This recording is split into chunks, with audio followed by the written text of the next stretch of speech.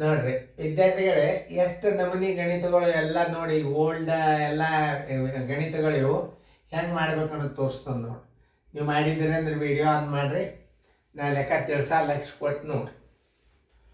X upon 25 ಬರೋಬ್ಬರಿ 196 upon X. ಈಗ ಸದ್ಯ ಇದು ಅನುಪಾತ ಸಮಾನುಪಾತದಾಗ ಬರ್ತದೆ. ಅನುಪಾತ ಲೆಕ್ಕದಾಗ ಬರ್ತದೆ. ಇದನ್ನು ಹೆಂಗೆ ಹಚ್ತದೆ ನೋಡಿ. ಇನ್ನೊಂದು ರೀತಿ ಇನ್ನೊಂದು ವೇಗವಾಗಿ ತಿಳಿಸ್ತದೆ.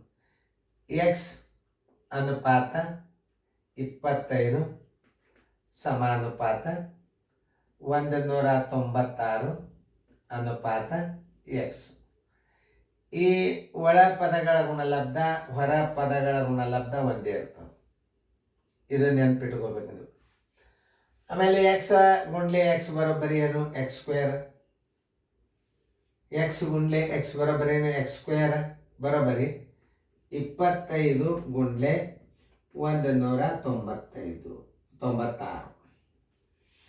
ಎಕ್ಸ್ ಬರಬೇಕಾಗಿತ್ತು ಅಂತಂದ್ರೆ ಏನು ಮಾಡಬೇಕಪ್ಪ ಅಂದ್ರೆ ಇದರ ವರ್ಗಮೂಲ 25 ಗುಂಡ್ಲೆ 196 ವರ್ಗಮೂಲ ಬರೋಬ್ಬರಿ ಹೆಂಗೆ ಮಾಡ್ಕೋಬೇಕಪ್ಪ ಅಂದ್ರೆ ಇದು ವರ್ಗ ಸಂಖ್ಯೆದ, ಇದು ವರ್ಗ ಸಂಖ್ಯೆದ. ಇದನ್ನು 5 ಇಟ್ಕೊಳ್ರಿ, ಇದನ್ನು 14 ಇಟ್ಕೊಳ್ರಿ. 14 5 ಎಷ್ಟು ಬಂತು? 70 ಬಂತು ನೋಡ್ರಿ. ಎಕ್ಸ್ ಬರೋಬ್ಬರಿ 70. ಉತ್ತರ ಸಂಖ್ಯೆ ಬಿ. ಇಷ್ಟೇ ನೀವು ತಿಳ್ಕೊಬೇಕಾದನ್ನ. ಏನು ಭಾಳ ಬಿರಿ ಅಲ್ಲ ಇದು ಅನುಪಾತದಾಗ ತಿಳ್ಕೊಂಡು ಬಿಡ್ಬೇಕಷ್ಟೇ. ಇದು ಎಕ್ಸ್ 25 ಸಮಾನುಪಾತ 196. ಈ ಎಕ್ಸ್ ಇಲ್ಲಿ ಇಡ್ರಿ. ಇದು ಅನುಪಾತ ಸಮಾನುಪಾತದಾಗ ಬರ್ತದೆ. ಇದು ಲೆಕ್ಕ ಹಿಂಗೆ ಮಾಡ್ಬೋದು. ಆಮೇಲೆ ಈಗ 25 ಎಕ್ಸ್ ಸ್ಕ್ವೇರ್ ಬರೋಬ್ಬರಿ 25 ಗುಂಡ್ಲೆ 19.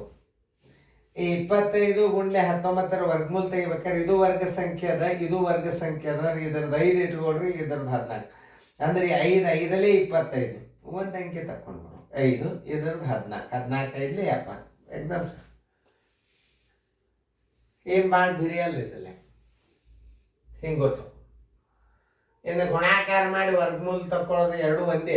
ಇದು ಆ್ಯಕ್ಚುಲಿ ಲೆಕ್ಕ ಇದು ಹಿಂಗೆ. ಎಕ್ಸ್ ಅನುಪಾತ 25 ಸಮಾನುಪಾತ 196 ಅನುಪಾತ ಸಮಾತ ರೇಷೋ ಇದಾಗ ಬರ್ತದೆ.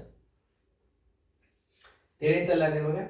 ಸರಳಾಗಿ ತಿಳ್ಕೊರಿ, ಚೆಂದಾಗಿ ನೋಡ್ರಿ ಗಣಿತಗಳನ್ನು ನಾ ಹೆಂಗೆ ತಿಳಿಸ್ತಿರ್ತಾನೋ. ಚೆಂದಾಗಿ ಫೇರ್ದಾಗ ಬರ್ಕೊಡ್ರಿ.